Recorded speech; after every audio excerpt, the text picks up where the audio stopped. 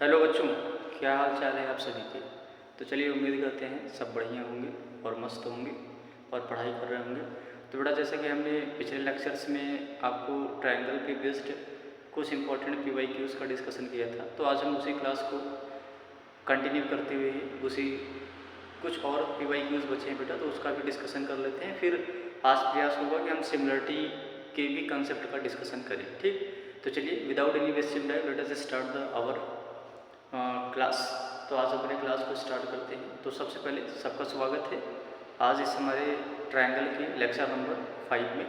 तो चलिए बेटा, जैसा कि हमने पिछले क्लास में आपको इम्पॉर्टेंट क्वेश्चंस कराए थे, तो इम्पॉर्टेंट क्वेश्चंस में आई थिंक ये वाला क्वेश्चन हम स्टार्ट करते हैं। इस क्वेश्चन से स्टार्ट करते हैं।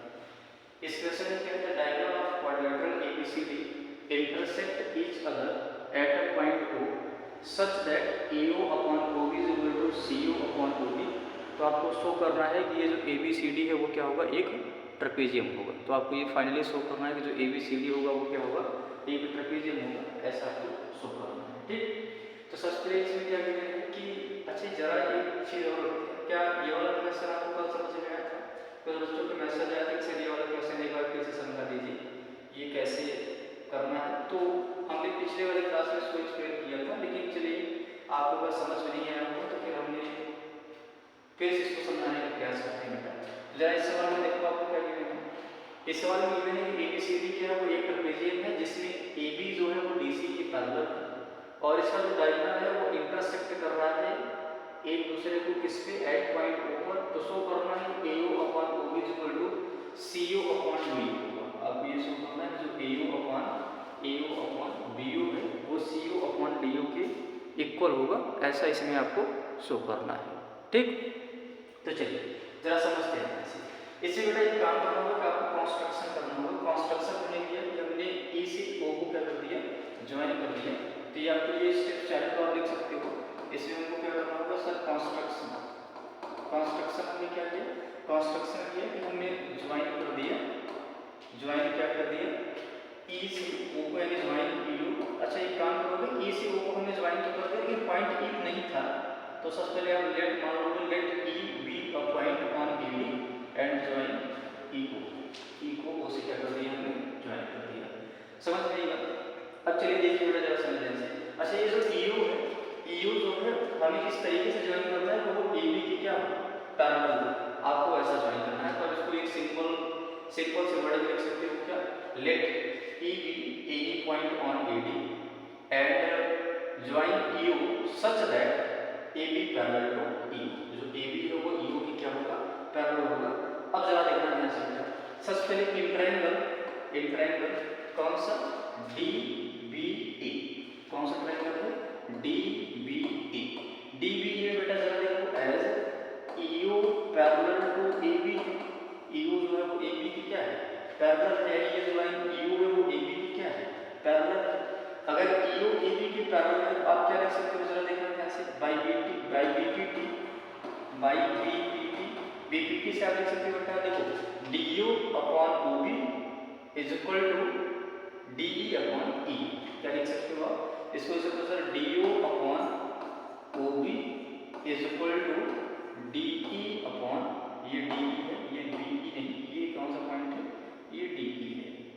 तो इसको आप लिख सकते हो क्या, DE अपॉन EA। इसको मैंने बता दिया फर्स्ट इक्वेशन, ये हमारे पास में यहाँ पे फर्स्ट इक्वेशन। अच्छा सिमिलरली जरा देखिए ध्यान से, इसी बात मैं इस ट्रायंगल बात किया किस बेटा, इंट्रायंगल।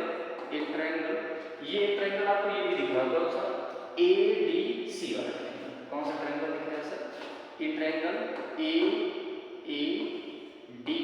ADC। ADC में जरा देखो एज EU पैरेलल टू क्या है, DC। वो EO की लाइन इसके लिए क्या है, पैरेलल है। यानी जब EO भी DC की पैरेलल है तो आप क्या लिख सकते हो, जरा देखना ध्यान से, बाई BPT। आप BPT से बेटा ये लिख सकते हो कि AE अपॉन AD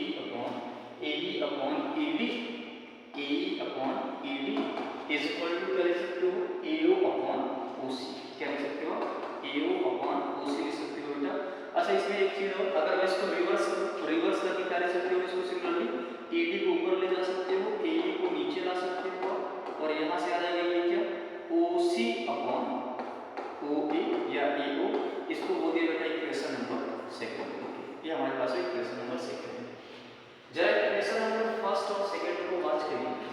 इसका ये जो राइट साइड है, क्या इसका वो लेफ्ट साइड है? बिल्कुल सेम है। तो अगर ये साइड इसके इक्वल है, किसी भी इक्वेशन में अगर एक साइड इक्वल है तो बाकी के दो साइड में क्या होती है? इक्वल होती हैं। तो यहाँ से आप चाहे तो राइट कर सकते हो, आप क्या राइट कर सकते हो? फ्रॉम फर्स्ट एंड सेकंड, आप फर्स्ट और सेकंड से राइट करते हो बेटा, फर्स्ट एंड सेकंड से आप क्या राइट कर सकते हो? जरा देखना यहाँ से, from first and second, first and second से आप राइट कर सकते हो यहाँ से from first and second, first and second से, फर्स्ट एंड सेकंड के एक साइड इक्वल है तो बाकी के दोनों साइड में क्या होंगे? इक्वल होंगे। बाकी के दोनों साइड अगर इक्वल है तो बेटा ये क्या आ जाएगा? DO upon OB is equal to OC upon OE, is equal to क्या आ जाएगा? OC upon OE। और इस जरा देखो आपको क्या यही लाना है सर, AO अपॉन OB। तो एक काम करो, इसको क्रॉस मल्टीप्लाई कर दो, क्योंकि AO अपॉन OB लिखना है तो AO क्रॉस मल्टीप्लाई कर दो और DO को OC के नीचे ला दो। तो बेटा ये आ जाएगा OA upon OB is equal to OC upon OB। और यही आपको फाइनली क्या करना है? प्रूव करना है। तो चलिए उम्मीद करते हैं आपको इस क्वेश्चन की प्रूविंग बेटर समझ में आई होगी। अगर आप इसका स्क्रीनशॉट लेना चाहते हो तो स्क्रीनशॉट आप ले सकते हो, कोई प्रॉब्लम नहीं। ठीक, आप इसका स्क्रीनशॉट अच्छे से आप ले सकते हो। क्लियर? चलिए तो बढ़ते हैं अगले सवाल में। आज का हमारा सेकंड क्वेश्चन, क्वेश्चन नंबर 2। जरा क्वेश्चन नंबर 2 देखो पास। क्वेश्चन नंबर 2 क्या है? The diagonal of quadrilateral ABCD intersect each other eight point 2। जो क्वाड्रिलेटरल के डायगोनल्स हैं वो इंटरसेक्ट कर रहे हैं, इस पे पॉइंट O पे इंटरसेक्ट कर रहे हैं, such that OA upon OB is equal to क्या है हमारे पास में? OA अपॉन OB जो है वो इक्वल है किसके? CO अपॉन OD के इक्वल है। ये आपको ऐसा दिया हुआ है। तो आपको प्रूव करना है यार ABCD क्या है? एक ट्रेपेजियम है, ऐसा आपको प्रूव करना है। तो चलिए इसको प्रूव करने का प्रयास करते हैं। ठीक, इसको प्रूव करने का प्रयास किया जाए। अगर इसके पहले सबसे पहले आपको ये गिवन है कि AO upon OB is equal to क्या है? OC अपॉन OD है। यार अगर OC अपॉन OD है तो एक तो चीज कॉमन है, कंस्ट्रक्शन तो आप करोगे ही करोगे, और कंस्ट्रक्शन ये करोगे जरा इससे क्या आप राइट कर सकते हो? जरा देखना जाए से, अगर आपको ABCD एक ट्रेपेजियम शो करना है तो आप सिंपली एक चीज बता दो यार कि इसका एक पेयर ऑफ साइड क्या है? पैरेलल। क्योंकि ट्रेपेजियम में वन पेयर ऑफ साइड क्या होता है? पैरेलल होता है। बाकी काइट को छोड़ के जितने भी क्वाड्रिलेटरल होते हैं उनके अपोजिट साइड्स क्या होते हैं? पैरेलल होते हैं, चाहे वो इवन रोम्बस ही क्यों ना हो, रोम्बस ही क्यों ना, रोम्बस के भी अगर साइड्स की बात करें तो वो आपस में क्या होते हैं? पैरेलल होते हैं। ठीक है ना? चलिए तो जरा देखते हैं ध्यान से इसमें कैसे इसको प्रूव करोगे। आपको ये गिवन है कि जो AO अपॉन OB है, AO अपॉन OB जो है वो OC अपॉन OD के बराबर है। ये गिवन है AO upon OB is equal to OC upon OD। ये आपको क्या है? गिवन, इट इज गिवन, ये हमारे पास में गिवन। ठीक ना? तो अगर ये गिवन है तो आप इसको पैरेलल शो करने का प्रयास किया। ये AB जो है वो किसके पैरेलल है? वो CD के पैरेलल है। तो ये प्रूव करने का प्रयास करते हैं, इसमें ज़्यादा देखना है। सबसे पहले अगर मैं बात करूं कि इंट्रायंगल किसमें? इस वाले ट्रायंगल में हमें बेसिकली आप ध्यान रखना है, आपको प्रूव क्या करना है कि ABCD की क्या है? पैरेलल है। अगर आप ऐसा दिखा दिए तो इसका मतलब है ये क्या हो जाएगा? एक ट्रेपेजियम हो जाएगा। ये आपको शो करने का प्रयास करना है। ठीक है? अच्छा, ये AO upon OB, OC upon क्या है? OD है। जरा देखना ये AO अपॉन OB और यहाँ से OC अपॉन क्या है? OD है। इसको हम दो मेथड से कर लेते हैं, लेकिन अभी BPT है तो केवल आपको BPT से ही करना है। BPT के अलावा कोई दूसरा मेथड आप अप्लाई नहीं कर सकते, नहीं तो इस सवाल को आप सिमिलरिटी से भी बहुत जल्दी से कर सकते हैं। ठीक है ना? तो जरा देखना कैसे लिखा। इसको मैंने लिखा AE upon AD is equal to हमने लिखा AO अपॉन OC, ये फर्स्ट लिखा। और सिमिलरली यहाँ से फिर मैंने क्या लिखा? यहाँ से तो मैंने लिखा AE upon ED, AE upon ED is equal to यहाँ से हमने क्या लिखा कि जो मेरे पास में OD अपॉन क्या हो जाएगा? OD अपॉन क्या हो जाएगा? OD अपॉन क्या हो जाएगा? AO upon OC is equal to OD upon OB, OD upon क्या जाएगा? OB आ जाएगा। फिर मैंने इन दोनों को बराबर, ये इन दोनों को हमने बराबर किया था, तो अगर इन दोनों का बराबर करोगे तो कुल मिलाकर इसको भी करने की बहुत जरूरत नहीं है। आप सिंपली काम करो, क्या करो कि यार ये पिछले वाले क्लास का क्वेश्चन है तो आप इसी से डायरेक्ट करके बोलोगे कि इसके बराबर होगा, ये बराबर होगा AE अपॉन BD के बराबर। AE/BD क्या होगा ये बराबर। तो अगर AE/ED के बराबर होगा तो इसको सेपरेटली इस पे अप्लाई करो और इस पे भी अप्लाई करो। यार ये अगर AO/OB AE/ED और इधर से इस पे अप्लाई करें तो क्या आ जाएगा OC/OD क्या आ जाएगा AE/BD आ जाएगा। अब जरा देखते हैं, यानी इसका रेशियो इसके साथ, इसका रेशियो इसके साथ क्या है सेम है। तो मैं फ्रॉम इसको बोल दिया फर्स्ट बोलो और इसको आप बोल दो second.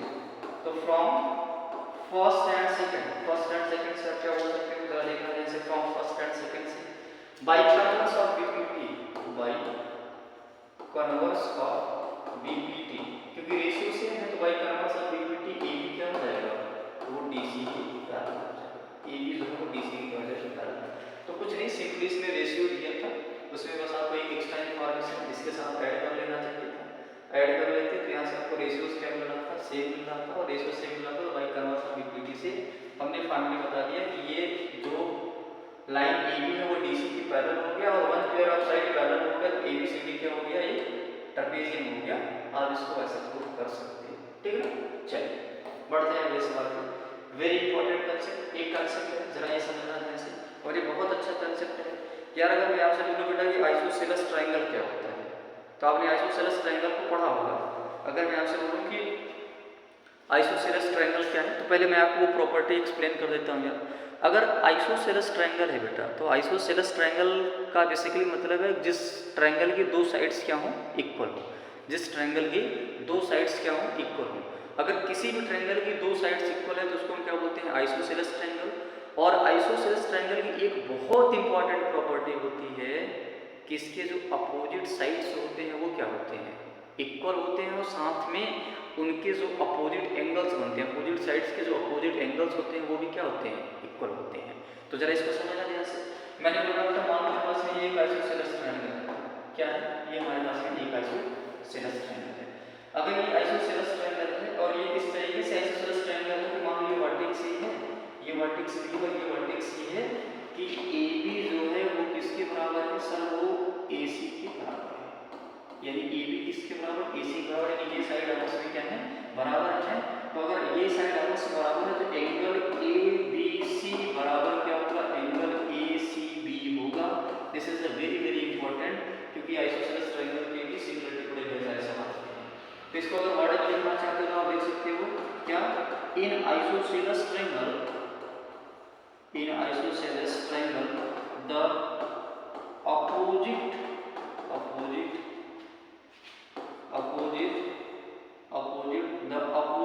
equal sides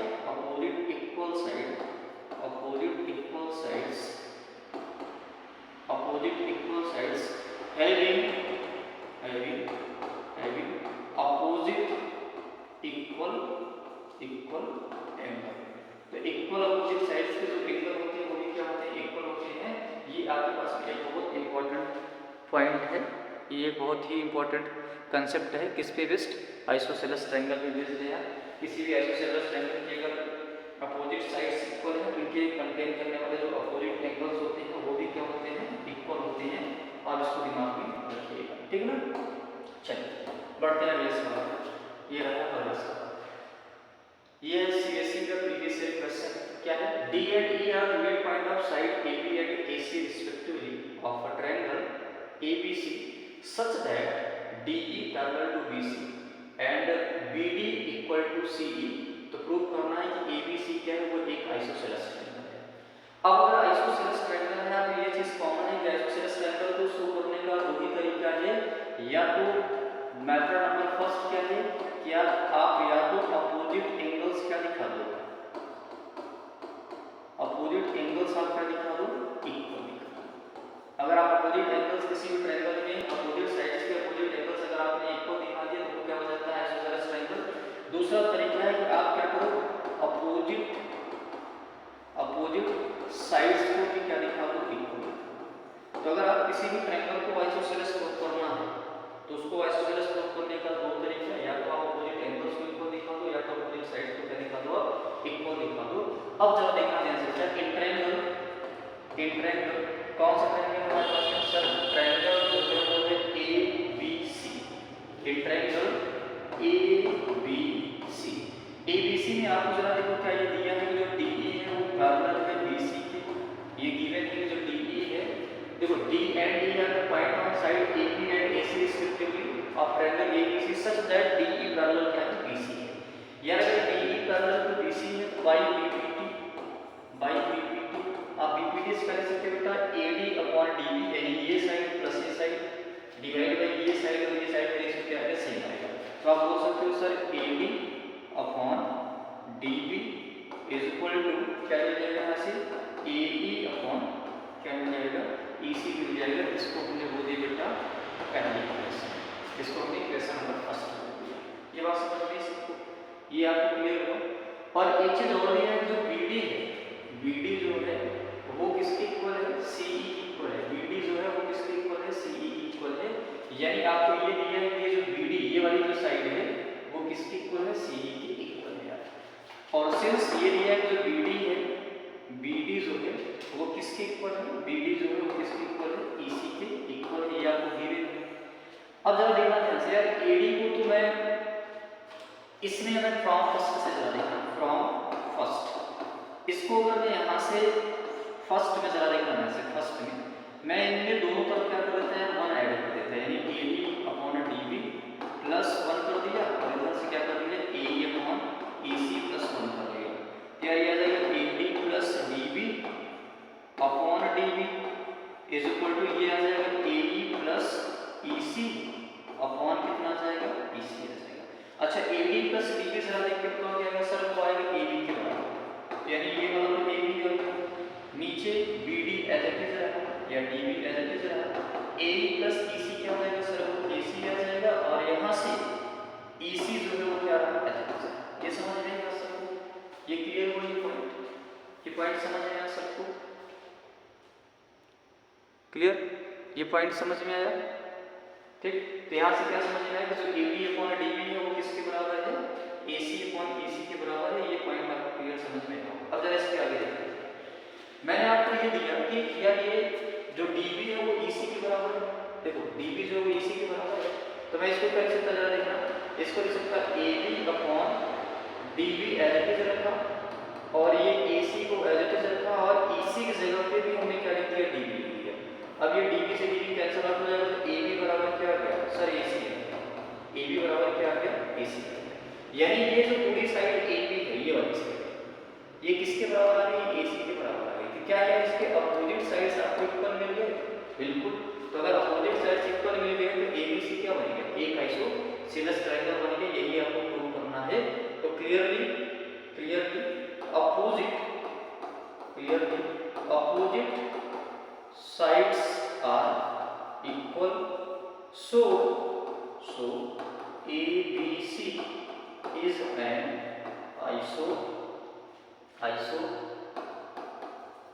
isosceles triangle। तो ABC जो है वो क्या बन जाएगा एक आइसोसेलेस ट्रायंगल बन जाएगा, ठीक है। अगर आप इसका स्क्रीनशॉट लेना चाहते हो तो स्क्रीनशॉट ले सकते हो, ठीक है ना। चलिए क्लियर, चलिए आगे बढ़ते हैं नेक्स्ट क्वेश्चन।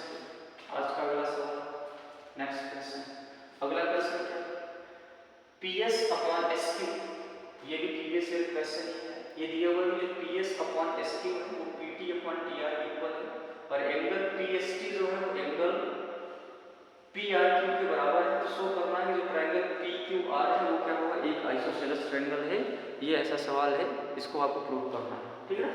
चलिए जरा देखते हैं यहाँ से पहले नंबर तो जो इंफॉर्मेशन दी है वो लिखते हैं यार PS अपॉन SQ। तो एक तो चीज आपको दिया है PS है किसके बराबर है SQ के बराबर है। तो एक तो चीज दिया है कि PS अपॉन SQ है वो किसके बराबर है सर PT अपॉन TR के बराबर, PT अपॉन TR के बराबर। तो जरा समझना ध्यान से आपको क्या वो दे दिया, ये बोला है PS upon SQ PT upon TR। तो क्या आपको जरा देखना ध्यान से S जो है वो P और Q का पॉइंट है और T जो है वो P और R के बीच का पॉइंट है।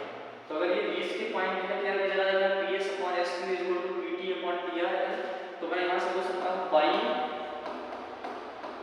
Converse of BPT, by converse of BPT यहाँ से क्या बन जाएगा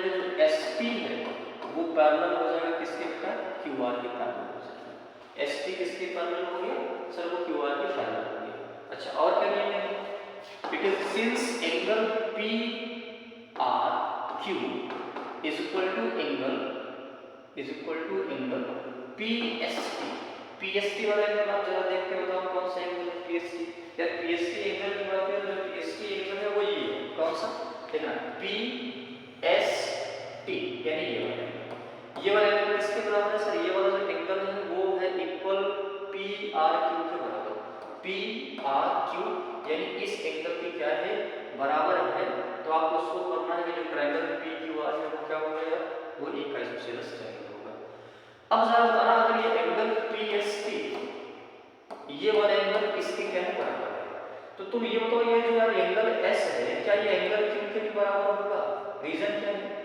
क्योंकि यार एस टी क्यू आर के पैरेलल है और एस टी अगर क्यू आर के पैरेलल है तो एंगल एस और एंगल क्यू क्या बनेंगे? Corresponding angle. ये कैसे एंगल है? करस्पॉन्डिंग एंगल्स हैं।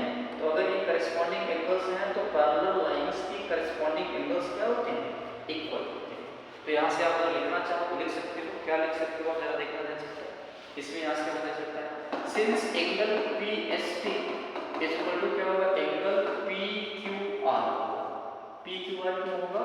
क्योंकि as S T parallel to Q R, S T parallel to Q R, S T क्या है? पैरेलल टू क्यू आर है and corresponding angles are equal। corresponding angles are equal। corresponding angles क्या होते हैं? Equal होते हैं। यानी यहाँ से क्या मिल गया? यहाँ से क्या मिल गया कि जो एंगल पी क्यू आर है, पी क्यू आर है, एंगल जो पी क्यू आर है वो किसके बराबर हो गया? वो बराबर आ गया एंगल पी आर क्यू के बराबर, पी आर क्यू के बराबर। ऐसा क्यों हुआ?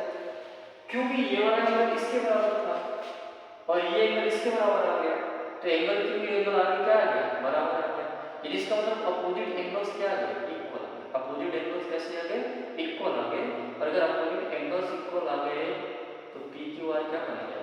एक आइसोसेलेस ट्रायंगल। यानी यहाँ से आगे सकते हो since opposite angles are equal so PQR is an isosceles triangle। क्या अपोजिट एंगल्स अगर इक्वल हो गए तो एक PQR जो है वो क्या बन जाएगा? एक आइसोसेलेस ट्रायंगल बन जाएगा। अगर आप इसका भी स्क्रीनशॉट लेना चाहते हैं तो मैं स्क्रीन के सामने से हट जाता हूँ, आप इसका स्क्रीनशॉट ले सकते हो। ठीक,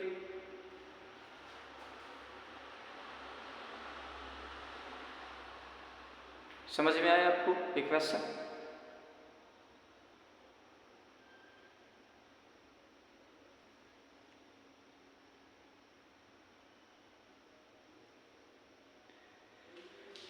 क्लियर? चलिए बढ़ते हैं next question number next. Using theorem to prove that a line joining the midpoint of any two side of triangle to the third side of triangle is parallel to the third side। Using theorem to prove that the line joining the midpoint of the any two side of triangle is parallel to the third side। क्या ये NCERT का सवाल है? ये सवाल किसका है? NCERT का। ये जो सवाल है किसका है? NCERT का है। तो ये इसको आप क्या करेंगे? ये आज की क्लास का यार ये होमवर्क है। मैं इससे ज़्यादा आगे नहीं बढ़ सकता क्योंकि वीडियो बहुत लंबी हो जाती है, उसको अपलोड करने में प्रॉब्लम आता है। ठीक है ना? तो अपलोड करने में प्रॉब्लम आता है तो ये वाला सवाल आप क्या करेंगे? सॉल्व करने का प्रयास करेंगे और इसका सोल्यूशन कमेंट बॉक्स में ज़रूर शेयर करेंगे। ठीक, तो चलते हैं बस आज की क्लास पे नेक्स्ट करते हैं। ठीक है, तो उम्मीद करते हैं आपको जितने क्वेश्चंस बताए गए हैं वो बेटर समझ में आए होंगे। ठीक है ना? पर अगर आपको कोई भी क्वेश्चन समझ में नहीं आ रहा है तो एक बार यार कमेंट बॉक्स में इन्फॉर्म आप ज़रूर करिए, क्योंकि आप जब तक इन्फॉर्म नहीं करोगे तब तक हम भी नहीं समझ पाएंगे कि आप कहाँ पे एक्चुअल में प्रॉब्लम हो रही है। ठीक है ना? और एक और चीज़, एक और आपकी रिस्पॉन्सिबिलिटी, जब मैं आपके लिए रिस्पॉन्सिबल हूँ तो आप भी हमारे लिए रिस्पॉन्सिबल हैं कि आप क्लासेस कैसी लगी। ठीक है, वो आप कमेंट बॉक्स में ज़रूर बताइएगा। ठीक है ना? तो चलिए आज के लिए बस इतना करते हैं। Okay, thank you and best of.